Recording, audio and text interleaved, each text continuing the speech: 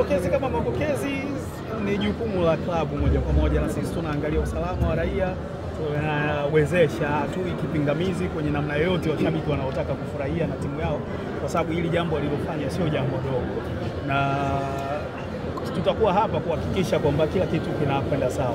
Vyovyote inavyotakiwa kufanyika ili mradi wachezaji hawawe violated na hakuna mtu anavunjwa heshima, hakuna mtu anaumia, iwe mshabiki, iwe mchezaji, iwe kiongozi. Sisi tutakuwa hapa kuhakikisha watu wanafurahi na timu yao. Jambo lililofanyika ni kubwa, ni jambo la kihistoria na wana kila sababu ya kufurahia na timu. Hii ni historia mpya inaandikwa. Kwa maana ya pili Simba wanapinga Simba anasema wewe uamini. Au 93 ulipojezaliwa. Ila ukifuatilia posti alafu kwa mashindano haya nafikiri kwa sababu yalibadilishwa jina au taratibu zilibadilishwa. Lakini ni mara ya pili sisi tunajua. Mheshimiwa, hongera kwanza kwa ushindi na pole kwa safari. Lakini mpaka sasa hivi kama serikali, maandalizi ya uwanja wa Benjamin Mkapa yakoje, na upande wako kama waziri unawaambia nini wananchi kuelekea fainali hii kubwa? Sisi maelekezo kutoka kwa Rais Samia Suluhu Hassan ni kwamba sisi hatutakiwi kuwa kipingamizi kwa namna yoyote ile ambayo tunaweza kuifanya shughuli ya Simba ikawa na mazingira rafiki na wao wakaweza kushinda, tutafanya. Tunaishukuru Serikali ya Mapinduzi ya Zanzibar kwa kuwahost Simba kwenye hatua ya nusu finali. Jambo hili limeonyesha mahusiano mazuri katika pande mbili za muungano, na Wazanzibari nao walitaka kuona mchezo wa hatua kubwa kiasi hiki unafanyika kwenye ardhi ya Zanzibar. Lakini uwanja wa Zanzibar kama mnavyofahamu, seating capacity ni 15,000 hivi kama sikosei, na kulinganisha na uwanja wa Benjamin Mkapa ambao seating capacity ni 63,000. Kwa hiyo tunataka kuwapa wananchi wengi zaidi wa Watanzania wengi zaidi nafasi ya kushuhudia mchezo huu kwa macho yao wenyewe. Kwa hivyo tunafanya kila lililo ndani ya uwezo wetu kuhakikisha marekebisho ambayo tulikuwa tunayafanya yanakamilika kwa muda na Simba wanaweza kutumia uwanja huu kwa mchezo wao wa fainali tarehe 25 ya mwezi Mei. Kwa hiyo mimi nitaamkia pale kesho kuhakikisha kwamba hiyo hatumwi mtoto dukani. Ni maelekezo ya Mheshimiwa Rais na sisi tuko hapa kwa ajili ya kuyatekeleza. Pia kama mpenzi wa mpira wa miguu ningependa kuona hilo linatokea.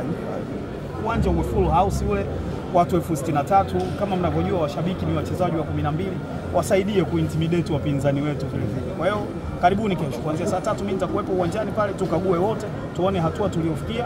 Alafu kama kuna maelekezo tutapeana hapo kuona namna ambavyo tunaweza kukamilisha ukarabati wa uwanja ule, yale marekebisho machache tulikuwa tunayafanya kwa wakati. Kitu kimoja kingine ambacho nataka nikiweke wazi ni kwamba sisi tumekuwa tukifanya marekebisho ya uwanja wa Benjamin Mkapa. Nimeona hilo linaandikwa sana. Lakini marekebisho tulikuwa tunayafanya yalikuwa yanahusisha viti, yalikuwa yanahusisha mfumo wa AC, mfumo wa umeme, mfumo wa matangazo na vitu vingine kadhaa, vyoo na vitu vingine kadhaa. Hayakuwa yanahusisha pitch. Pitch ilitengenezwa mara ya mwisho na CAF mwaka juzi wakati Simba walipokuja kucheza na Al Ahly hapa kwenye mchezo wa AFL, ufunguzi wa AFL, na wakatupa kwamba mnaweza kuitumia kwa miaka 2. Kwa hiyo kazi ambayo tumekuwa tukifanya ni kuimaintain. Tulipata bahati mbaya siku ile mvua ilitoka wapi ikatupiga masaa 2 kabla ya mechi, na kabla ya maji hayajakauka goma linabidi liwe uwanjani. Kwa hiyo uwanja ukaharibika na tuliufunga wenyewe. Kwa hivyo marekebisho ambayo tulikuwa tunayafanya hayakuwa yanahusisha pitch. Sisi pitch tumeruhusiwa kuitumia kwa miaka 2, ambapo tutaanza kuirekebisha baada ya mashindano ya CHAN ambayo yanafanyika mwezi mzima wa 8 mwaka huu. Hilo naomba mtusaidie communicate. Nafikiri tulikuwa hatujaliwasilisha sawa sawa, kwa hiyo likawa linaleta sintofahamu. Sawa sawa. Kiongozi, mimi nataka nipate experience yako katika mchezo ule kwa matukio yale matatu ya VAR. Wewe binafsi ilikuwaje? Maana ulikuwa uwanjani na funga labda goli. Walivuta hivi kwenye kamera? Roho ilikuwa iko mdomoni na nataka kuitema na nataka kuimeza, lakini tunashukuru tulipata matokeo tuliyoyatazamia. Ya kwetu mimi mwenyewe nililalamika baada ya ile penalty yetu kufutwa, lakini nisijue kwamba ile VAR haicheki na wowote. Ni kwamba atakayefunga nakataliwa, atakayepata penalty nakataliwa, na tunashukuru VAR ilikuwa upande wetu.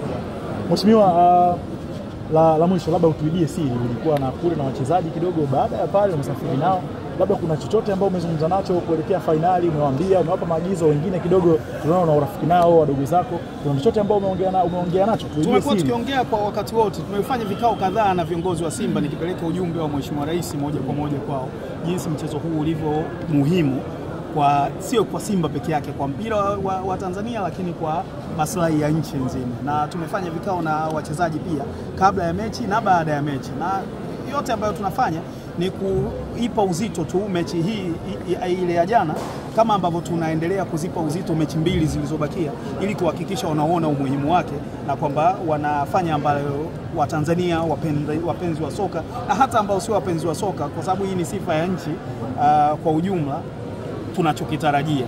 Kwa hivyo yaliyokuwa yanasemwa siwezi kwenda kwenye neno moja moja, lakini ilikuwa ni kuhakikisha tunatiana morali. Mimi siwezi kumfundisha Mpanzu jinsi ya kucheza uwanjani. Ninachoweza kufanya ni kumtia moyo tu kwamba bana, wote tuko nyuma yako, tunakutegemea sana, tunaamini hautatuangusha na vitu vya namna hii. Alafu ile kazi nyingine ataifanya Fadlu. Sawa sawa, na ndio kitu ambacho tumekifanya. Mimi nichukue fursa hii kuwashukuru sana wapenzi wa mpira wa Tanzania, kwa sababu nafahamu Simba imefika hapa ilipo kwa sababu ya kuungwa mkono. Na jana wa Tanzania wanaoishi South Africa wametoka miji mbalimbali bila kujali itikadi zao za imani zao za kimpira, wamekuja pale na wote wanaisupport Simba kwa sababu walikuwa wanaisupport Tanzania. Yes. Kuelekea